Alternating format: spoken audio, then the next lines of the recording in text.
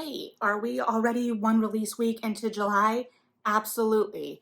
Am I still going to talk about July releases? Well, we're here, so I guess.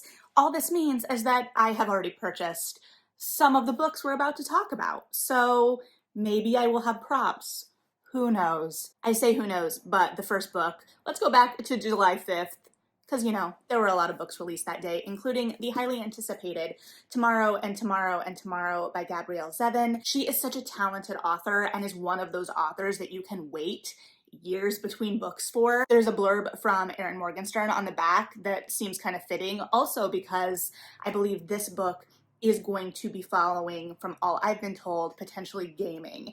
And I'm very, very interested to know what that is going to look like. I am personally not a huge gamer, but I'm very interested in the opportunities that presents in terms of structure and storytelling, especially after reading Erin Morgenstern's The Starless Sea. And I think that there are lots of opportunities to play. I'm very excited for Gabrielle Zevin's take on this. This is also a sprawling novel from the blurb that spans decades and looking at these people's lives, so I'm very excited. There was one bit on the jacket, summary, blurb, what have you, that I was kind of like, said, yes, it is a love story, but it is not one you have read before. I'm holding my judgment on that because it feels like this isn't like your typical love story, and there's nothing wrong with that. But you're also looking for a hook when you're selling something, and there is a chance with Gabrielle Zevin that this isn't going to be, a love story. It's not marketed as romance for a reason, and I think that there's going to be a little bit more at play. So we'll see. Like I said, reserving judgment of that statement. When I come back, surely, to talk about this book, we might circle back to that, and that's just a marketing thing. The next book that came out on the 5th was Joan by Catherine J. Chen, and it is about Joan of Arc. I know very little comparatively about Joan of Arc. For someone who used to read lots and lots and lots of historical fiction, anything, before 1800 especially, that reframed women, I was big into the Tudor fiction for sure, and a lot of other books around that time, things that looked at historical figures. And I think we're clearly in another moment of that kind of reframing, kind of spurred by Madeline Miller, especially in this reframing of Greek mythology. But I think this is sprawling throughout. The blurb on this is very intriguing. One, because it says it's like a secular look at Joan of Arc, so I don't know what that is going to mean for the narrative. And it also comps it to Wolf Hall. So that kind of gives me a lot of information in terms of what to expect from the writing style and the tone and the kind of very deep personal politics that the Wolf Hall trilogy was able to develop. I really love that trilogy. It's very dense. I am not a liar, but we'll see what this is. I'm intrigued. I haven't heard much about this book, so I will see, I guess. And then Honey and Spice by Balu Babaloa. I have already bought this book, but in audio. It is a romance, and I believe it takes place on a campus and involves two, I believe they're both like radio hosts or potentially podcast hosts, and our female love interest has a show where she kind of helps women avoid situationships, and she ends up having to start a fake dating relationship with this guy she's kind of warned people about for them both to save face in some way. And I think, we're kind of in an era in, men with podcasts having bad relationship opinions, which no comment. But because of that, I feel like this book is positioned to kind of dig into the zeitgeist there in terms of contemporary romance, really pulling on the world around it. And sometimes I think that that is a major critique, potentially, of contemporary romance. This idea that sometimes the books don't feel of the moment they're in, that a lot of the pop culture references are dated, this and that and the other. And that can still be enjoyable, but I'm very excited to see what this is. I know the author also has an incredibly successful and well-received book of short stories that are reframing popular love stories and myths for a contemporary audience, and that is still on my list, but I haven't gotten to it yet, so I am very excited to dig into this author's work. The last book of the day is a complete, I know nothing, I just read the blurb. It's called Self-Portrait with Ghost by Meng Jen. It is a short story collection. I almost impulse bought this yesterday when I was at the bookstore as well, but for some reason I didn't pick it up and look at the blurb. And so in my mind, I had it as nonfiction and I was like, oh, I'll just get it on audio.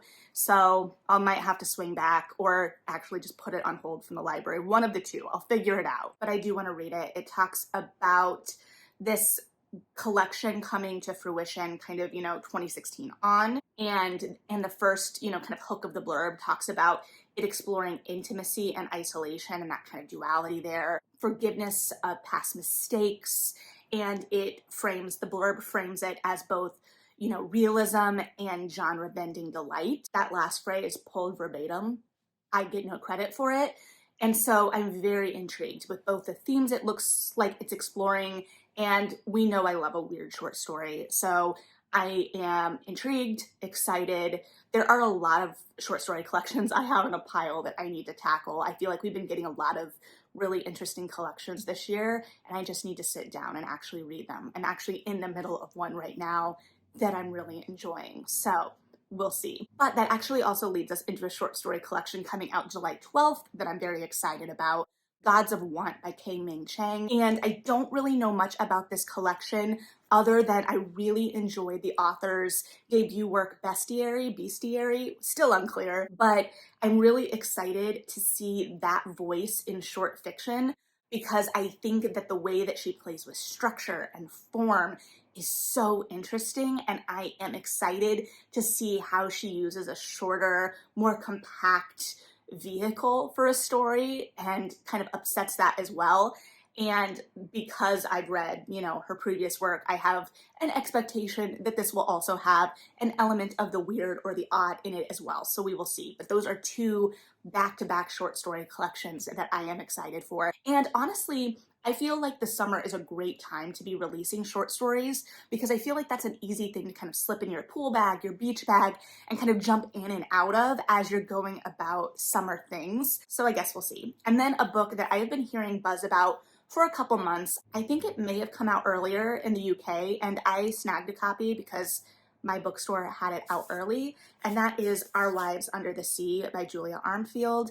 I think it came out earlier in the UK too because I think they have a different cover. I was gonna say better, and I stand by that. This is a fine cover, but the cover I was seeing online had like a woman whose face at first instinctual glance at the cover looks like it's melting, but it's just covered by water because this is about a woman who goes off to sea, I believe in like a submarine, and comes back to her wife and is clearly dealing with something. Something clearly happened in that isolation and in that event, and it upsets their marriage. It changes the dynamic in some way. And the first hook of this is just so good. It says, the deep sea is a haunted house. And I'm like, immediately in. So I want to know what is going on. Is it literal haunting? Is it figurative haunting? What are we dealing with here? It's a compact story, so I'm expecting it to pack a punch, also from the reviews I've heard. And it also has been making me think of The Wanderers by Meg Howry that came out years ago about a bunch of scientists training for this, I believe, going to space. And that isolation and that immediacy of those confines, and we don't get the after of that. We see what they're sacrificing for their families in that book, but we don't really look at the after of what that looks like. And so this feels like it's really going to be exploring the after of that intense isolation and whatever happens in the book. So I'm very, very intrigued. We'll report back. And then on the historical romance side of things, Remember Love by Mary Ballow. It has been a while since I read a Mary Ballow novel, even though she is kind of one of the gold standards, for lack of a better word, of the genre, subgenre, what have you. And I don't think I've read her since high school. She had a series then about a group of veterans who had like this club. I think it was the Survivors Club series. Anyway, this book looks like it's pulling on similar kind of themes. I believe it's about a guy who exposes a family secret. He, has a title, and he is disowned, shunned, what have you for that, goes off to war, and now he is coming back from the Napoleonic Wars, and his father is dead, and so he's having to kind of take up the mantle of this title and this legacy and deal with a broken family, as well as kind of dealing with what he dealt with in the wars. And I believe his love interest is someone he potentially had an actual relationship with before he, his world shattered, he went off, what have you. What I really enjoyed about Mary Bello when I did read her is that when she had men coming back from war, there was a cost to that for them. And I am not saying that no one does this, clearly, because a lot of authors do tackle this, but I enjoyed that she really didn't shy away from that emotional complexity and depth and the realities of what that would have done to someone to be in the war. So intrigued, and if you need a new historical romance title, I think that that is something that I'm interested in picking up, so there you go. And then on the contemporary romance side of things, I am very interested in After Hours on Milagro Street by Angelina Lopez.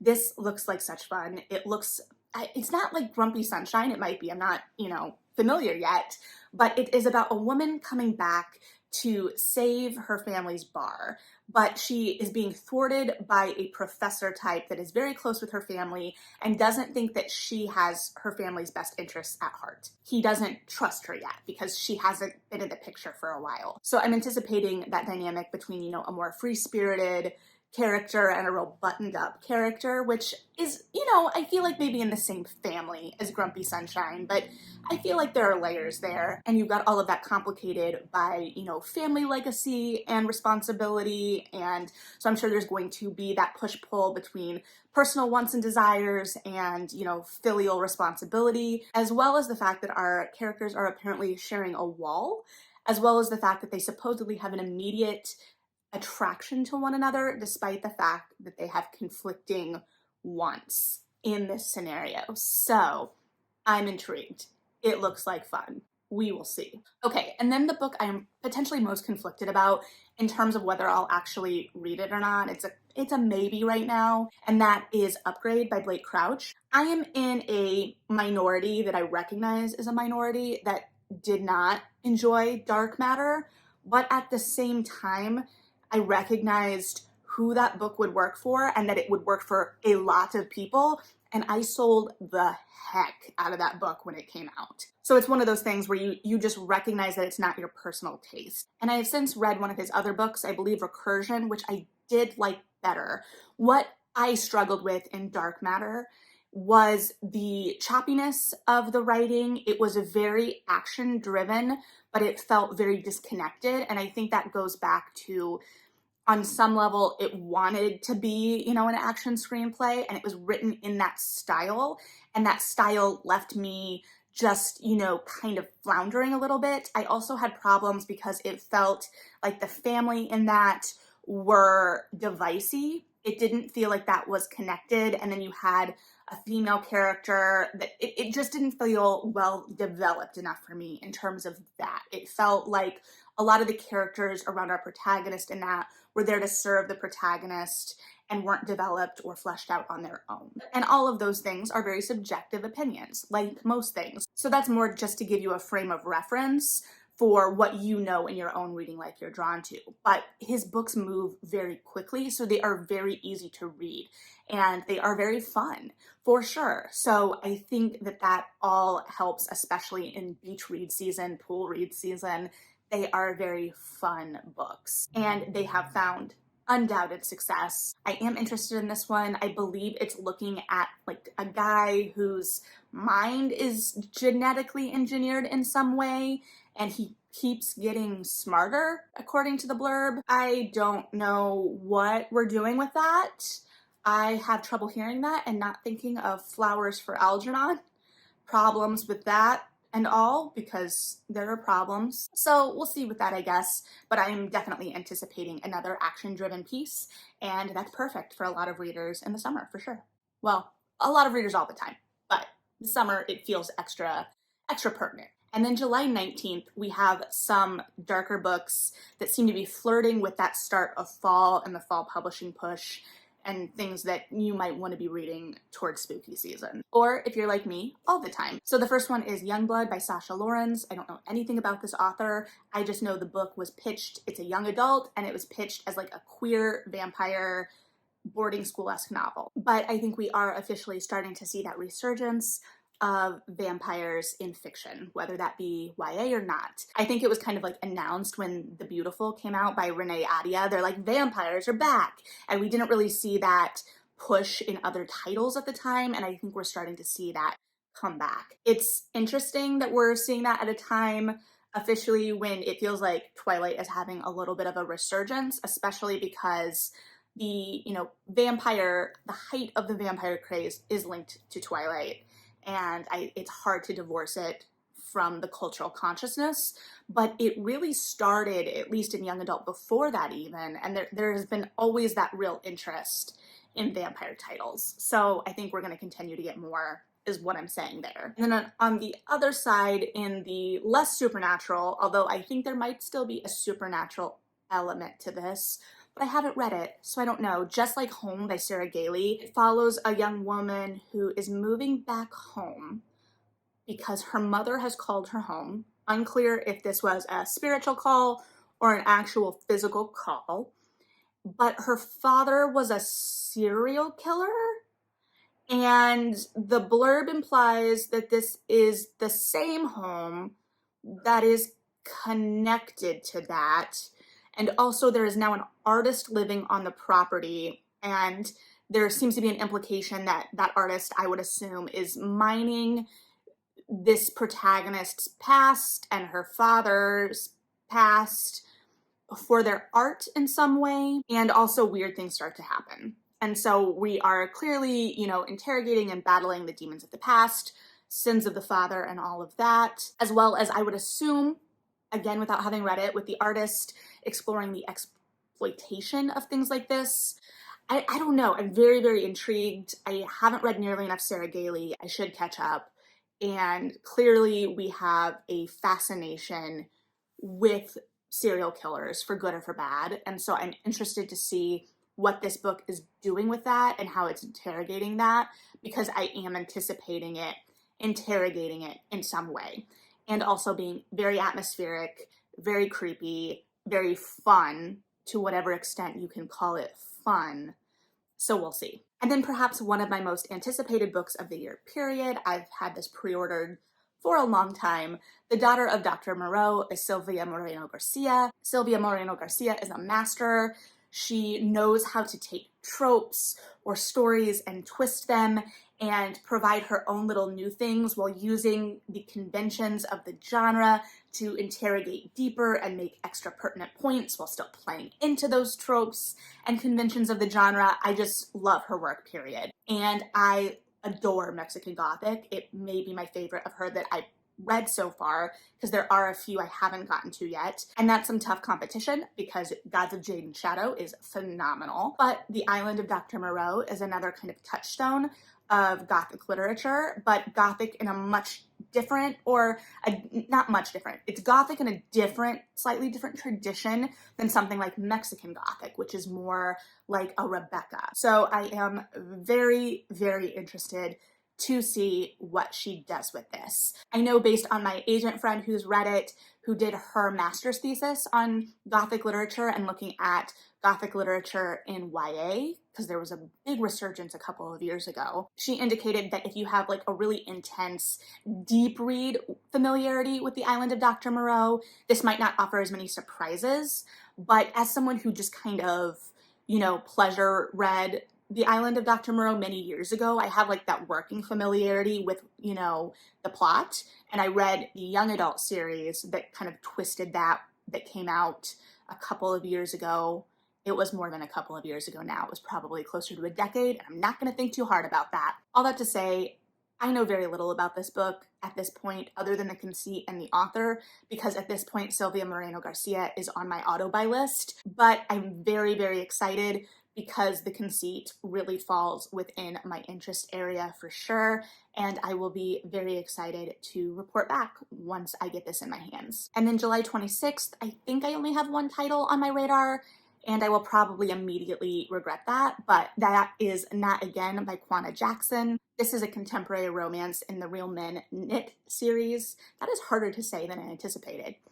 Either way, I will admit that the first book in this series wasn't quite as big of a hit for me as I wanted it to be, because I didn't feel like our male love interest earned our female love interest.